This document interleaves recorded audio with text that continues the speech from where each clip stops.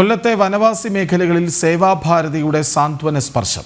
സേവാഭാരതി ചിതറ യൂണിറ്റിന്റെ നേതൃത്വത്തിൽ നേത്രരോഗ പരിശോധനാ ക്യാമ്പും കുട്ടികൾക്ക് പഠനോപകരണ വിതരണവും നടത്തി. ഊരുമൂപ്പൻ സത്യവ്രതൻ ഉദ്ഘാടനം ചെയ്തു. കൊച്ചരിപ്പ, ഇടപ്പണ, നാട്ടുകല്ല് മേഖലയിലുള്ളവർക്കായി നടന്ന നേത്രരോഗ പരിശോധനാ ക്യാമ്പിൽ നിരവധി പേർ പങ്കെടുത്തു. 100-ൽ പരം വനവാസി വിഭാഗങ്ങളിലെ കുട്ടികൾക്ക് പഠനോപകരണങ്ങൾ വിതരണം ചെയ്തു. വനവകുപ്പിന്റെയും വനസംരക്ഷണ സമിതിയുടെയും സഹകരണത്തോടെ സേവന പ്രവർത്തനം നടത്താൻ സാധിച്ചുവെന്ന് ഭാരവാഹികൾ അറിയിച്ചു.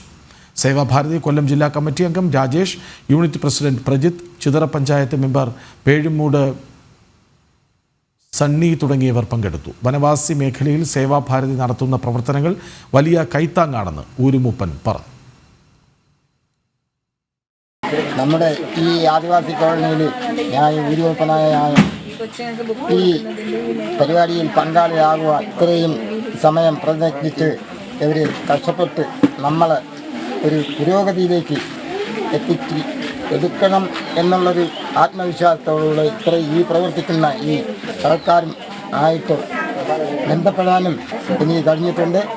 അതുപോലെ തന്നെ ഇന്ന് അവരിവിടെ ഈ പഠിക്കുന്ന എൻ്റെ കുഞ്ഞുങ്ങൾക്കും പ്ലസ് ടുവിനും കോളേജിനും പഠിക്കുന്ന പിള്ളേർക്ക് വരെയും അവർ ബുക്കും പേനയും അവർ വിതരണം ചെയ്ത് ഈ കണ്ണ് പരിശോധനയും മെച്ചപ്പെടുത്തി ഇനിയും വരുംകാലങ്ങളിലും അവരുടെ ശ്രദ്ധയിൽപ്പെട്ടപ്പോൾ ഈ വരുംകാലങ്ങളിലും അവർ ഇതേപോലെ നമുക്ക് എളിയ സഹായങ്ങൾ ചെയ്ത് തരുമെന്നാണ് അവർ ഉറപ്പ് തന്നിരിക്കുന്നത്.